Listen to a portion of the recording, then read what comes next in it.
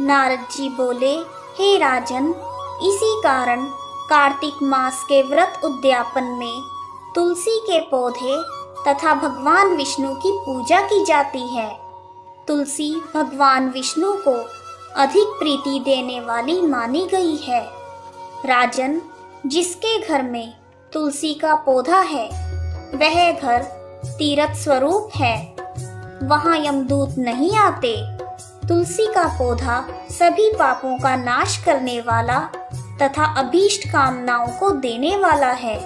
नर्मदा का दर्शन, गंगा का स्नान और तुलसी का संसर्ग, यह तीनों एक समान कहे गए हैं। जो तुलसी की मंजरी से संयुक्त होकर प्राण त्याग करता है, उसने अपने जीवन में चाहे कितने ही पाप कर्म क्यों ना किए हों, तब भी यमराज उसकी ओर नहीं देख सकते।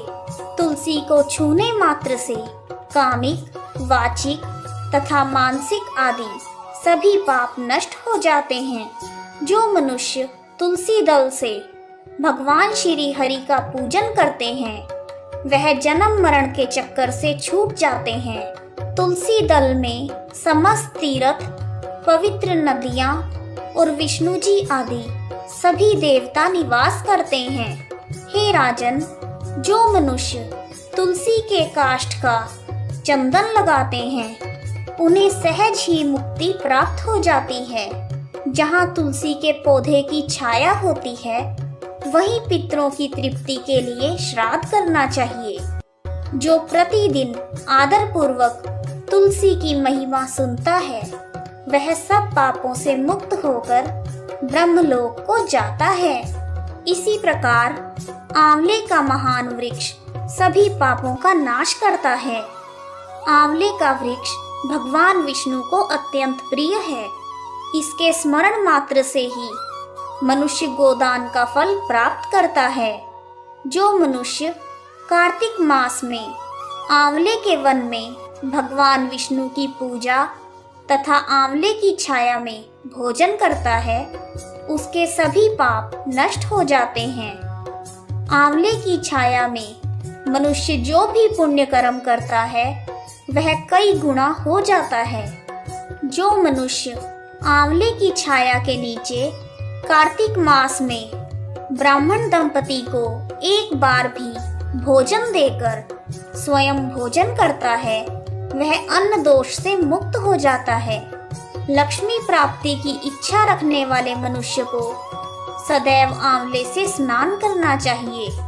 नवमी, अमावस्या, सप्तमी, संक्रांति, रविवार, चंद्र ग्रहण तथा सूर्य ग्रहण के दिन आंवले से स्नान नहीं करना चाहिए।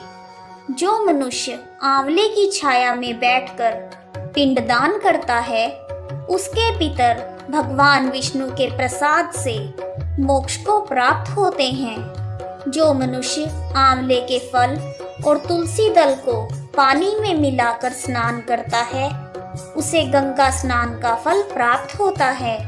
और जो मनुष्य आंवले के पत्तों तथा फलों से देवताओं का पूजन करता है उन्हें स्वर्ण मणि और मोतियों द्वारा पूजन का फल प्राप्त होता है। कार्तिक मास में जब सूर्य तुला राशि में होता है तब सभी तीर्थ, ऋषि, देवता और सभी यज्ञ आंवले के वृक्ष में वास करते हैं। जो मनुष्य कार्तिक मास की द्वादशी तिथि को तुलसी दल और आंवले की छाया में बैठकर भोजन करते हैं उनके 1 वर्ष तक अन्न संसर्ग से उत्पन्न हुए पापों का नाश हो जाता है। और जो मनुष्य कार्तिक मास में आंवले की जड़ में विष्णु जी का पूजन करते हैं उन्हें विष्णु क्षेत्रों के पूजन का फल मिलता है। आंवले और तुलसी की महत्ता का वर्णन करने में श्री ब्रह्मा जी भी असमर्थ हैं। इसलिए धात्री और तुलसी जी की जन्म कथा सुनने से मनुष्य अपने वंश सहित भक्ति को प्राप्त करता है। इस प्रकार कार्तिक मास के महात्म्य का 23वां अध्याय पूर्ण हुआ।